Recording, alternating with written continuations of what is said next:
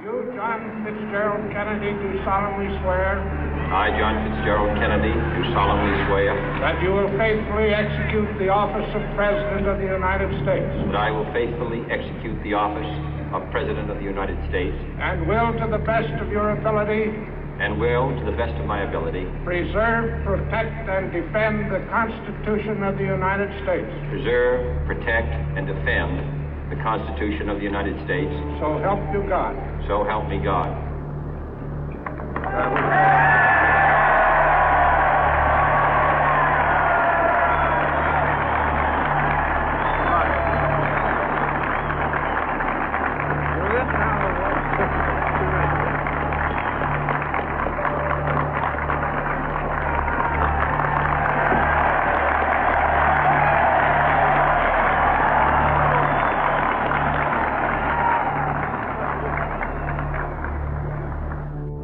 Vice President Johnson, Mr. Speaker, Mr. Chief Justice, President Eisenhower, Vice President Nixon, President Truman, Reverend clergy, fellow citizens. We observe today not a victory of party, but a celebration of freedom, symbolizing an end as well as a beginning, signifying renewal as well as change. For I have sworn before you and Almighty God the same solemn oath our forebears prescribed nearly a century and 3/4 ago. The world is very different now, for man holds in his mortal hands the power to abolish all forms of human poverty and all forms of human life. And yet the same revolutionary beliefs for which our forebears fought are still at issue around the globe. The belief that the rights of man come not from the generosity of the state, but from the hand of God. We dare not forget today that we are the heirs of that first revolution. Let the word go forth from this time and place to friend and foe alike that the torch has been passed to a new generation of Americans born in this century, tempered by war, disciplined by a hard and bitter peace, proud of our ancient heritage, and unwilling to witness or permit the slow undoing of those human rights to which this nation has always been committed and to which we are committed today at home and around the world.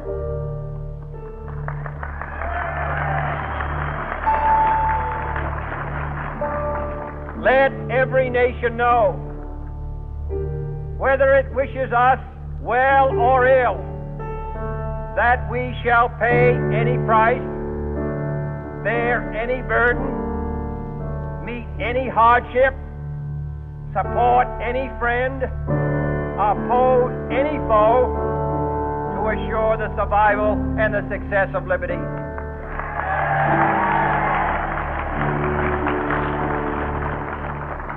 This much we pledge and more. To those old allies whose cultural and spiritual origins we share, we pledge the loyalty of faithful friends. United, there is little we cannot do in a host of cooperative ventures. Divided, there is little we can do, for we dare not meet a powerful challenge at odds and split asunder. To those new states whom we welcome to the ranks of the free, we pledge our word that one form of colonial control shall not have passed away, merely to be replaced by a far more iron tyranny. We shall not always expect to find them supporting our view, but we shall always hope to find them strongly supporting their own freedom, and to remember that in the past, those who foolishly sought power by riding the back of the tiger ended up inside.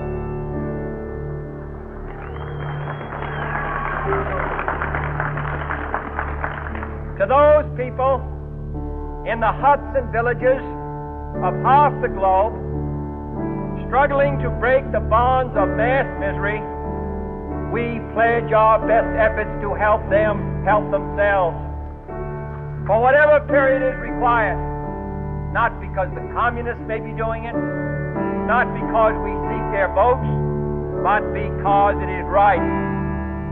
If a free society cannot help the many who are poor, it cannot save the few who are rich.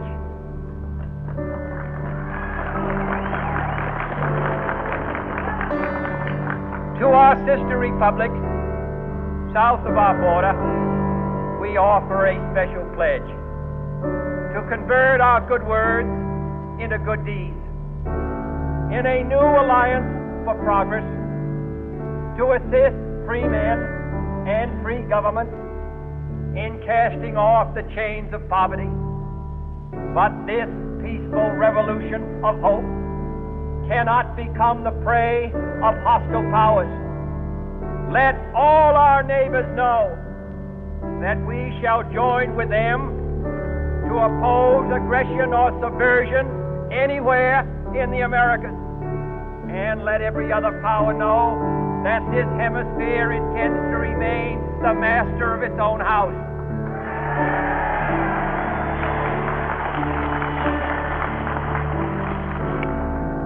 To that World Assembly of Sovereign States, the United Nations, our last best hope, in an age where the instruments of war have far outpaced the instruments of peace, we renew our pledge of support to prevent it from becoming merely a forum for invective, to strengthen its shield of the new and the weak, and to enlarge the area in which its writ may run. Finally, to those nations who would make themselves our adversary, we offer not a pledge, but a request that both sides begin anew the quest for peace. Before the dark powers of destruction, unleashed by science, engulf all humanity in planned or accidental self-destruction, we dare not tempt them with weakness, for only when our arms are sufficient beyond doubt can we be certain beyond doubt that they will never be employed. But neither can two great and powerful groups of nations take comfort from our present course, both sides overburdened by the cost of modern weapons, both rightly alarmed by the steady spread of the deadly atom, yet both racing to alter that uncertain balance of terror that stays the hand of mankind's final war. So let us begin anew, remembering on both sides that civility is not a sign of weakness, and sincerity is always subject to proof. Let us never negotiate out of fear, but let us never fear to negotiate.